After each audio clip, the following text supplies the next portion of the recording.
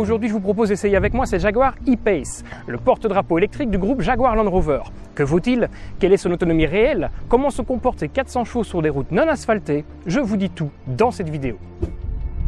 J'aimerais remercier le garage Thierry à Abel-à-Neuf pour le prêt de cette voiture. Si vous avez des questions sur celle-ci, n'hésitez surtout pas à les contacter ou à vous déplacer sur place. Je suis certain qu'ils se feront un plaisir de répondre à toutes vos questions.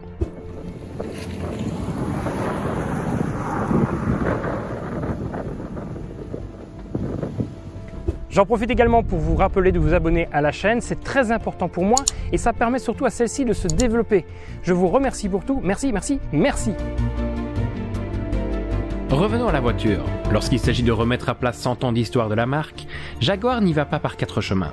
Parti d'une feuille blanche, les designers et ingénieurs auront mis 4 ans à concevoir la Jaguar I-Pace.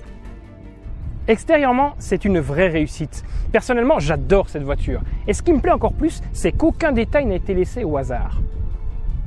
Tout dans cette voiture a été pensé et repensé afin d'apporter une expérience optimale pour l'utilisateur, avec pour commencer l'aérodynamique, travaillé à l'extrême afin de réduire la consommation de la voiture. On retrouve par exemple ce capot équipé d'une lame qui prend l'air depuis la calandre pour l'envoyer sur le pare-brise avec un angle bien précis. Cela permet de réduire la résistance à l'air de la voiture. Mais aussi ces bas de caisse qui guident l'air pour l'éloigner des roues, ou encore ces poignées rétractables dont le gain est indiscutable. Tout ça est vraiment très intelligent. Il y a encore plein d'autres petites astuces tout autour de cette voiture qui permettent à cette Jaguar d'atteindre un CX de 0,29. Et le plus agréable là-dedans, c'est que cette recherche aérodynamique poussée n'a nullement entaché le style de cette voiture. Le style a d'ailleurs été récompensé à 4 reprises. Et subjectivement, hormis ses feux arrière peut-être un peu trop vintage à mon goût, je suis totalement sous le charme de cette voiture. Elle me plaît beaucoup, vraiment. Avec ses 4,68 m de long, ses 2,01 m de large et son petit 1,56 m de haut, l'I-Pace est plus proche d'un coupé surélevé que d'un gros SUV. Il arbore un style très dynamique, accentué par cette ligne de caisse qui remonte après le passage de roue avant, mais également par ses roues énormes de 20 pouces.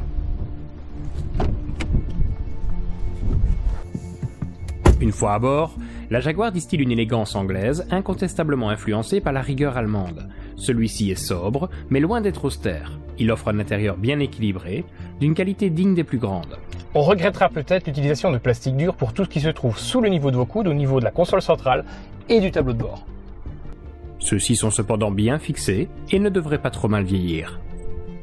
Grâce à l'absence de moteur thermique à l'avant et le déplacement en ce sens de l'habitacle, l'I-Pace offre pas mal d'espace tant à l'avant qu'à l'arrière, où 2 personnes de plus d'1,90 m peuvent s'y installer avec aisance. La 3e place se réservant à un enfant, de par l'espace disponible aux épaules.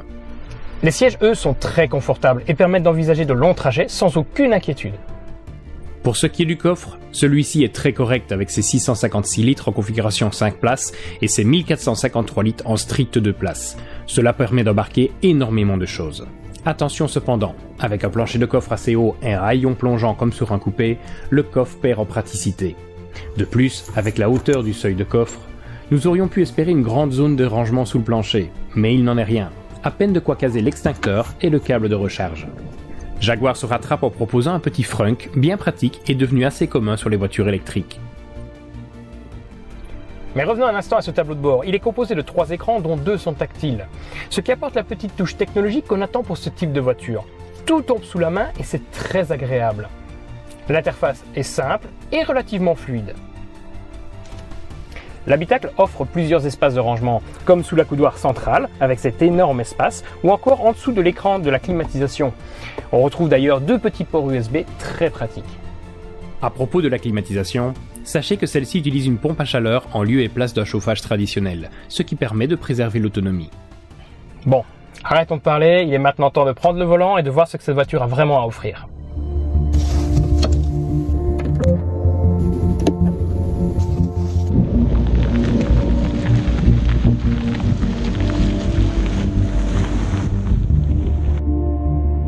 Équipée de 2 moteurs électromagnétiques permanents synchrones de 200 chevaux répartis sur les 2 essieux, la Jaguar I-Pace est un véritable félin agile et prompt au démarrage canon.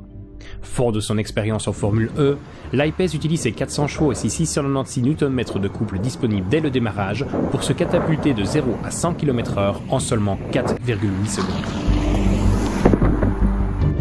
Et croyez-moi, ça pousse. C'est jouissif.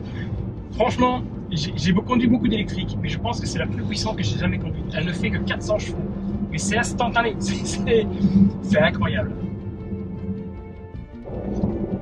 Et ça se ressent, c'est jouissif. On a envie que ça ne s'arrête jamais. La batterie lithium-ion qui alimente ces moteurs et qui se trouve sous le plancher entre les essieux a une capacité de 90 kWh. Celle-ci bénéficie d'une garantie de 8 ans et 160 000 km, comme il est coutumier chez les constructeurs européens. À conduire, l'I-Pace est très plaisant. Il est rivé à la route grâce à son centre de gravité très bas, et ce, malgré ses 2135 kg à vide. En conduite plus sportive, on regrettera peut-être un roulis fort présent lors de brusques changements de direction. L'électronique entrera alors rapidement en action et fera son maximum pour contrer les transferts de masse. Mais cela reste exceptionnel, et dans 99% des situations, la voiture se montrera irréprochable, offrant alors une conduite typée Jaguar, c'est-à-dire une voiture douce et confortable, qui lorsque la titille un peu nous fait part de son passé sportif indéniable.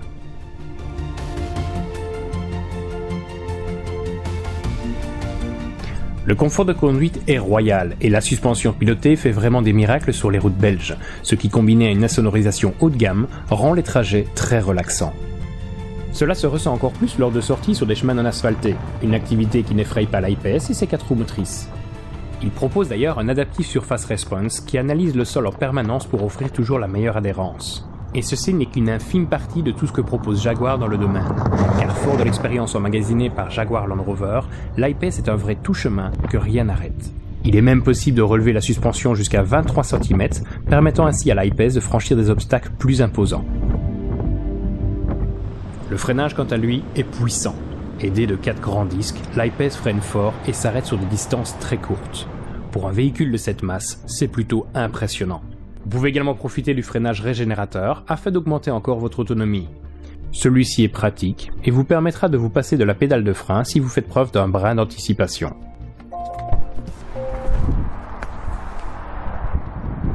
La batterie permet à l'I-Pace de parcourir 470 km d'après la norme WLTP.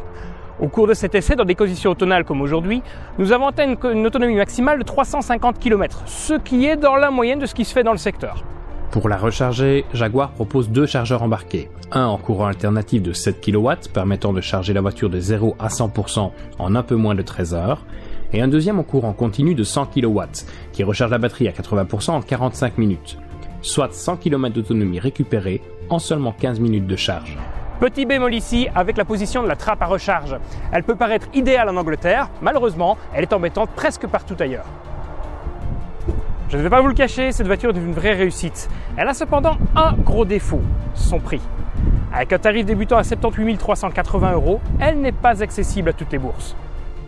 Et les tarifs peuvent vite s'envoler, car Jaguar propose une liste d'options bien fournies permettant de personnaliser son I-Pace à souhait, les prix devenant alors aussi prestigieux que la prestation proposée. Celui-ci se positionne pourtant dans la moyenne basse de sa catégorie. De plus, il ne faut pas oublier de retirer le prix des économies de carburant et en entretien, un avantage de la voiture électrique que l'on oublie bien souvent.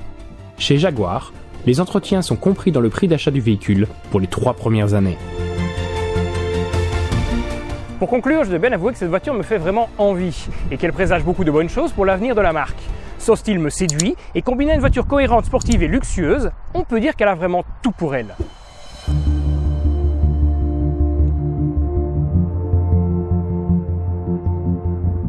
Je vous remercie encore de m'avoir suivi dans cet essai. Je vous rappelle de vous abonner à la chaîne et si la vidéo vous a plu, n'hésitez pas à mettre un petit pouce bleu.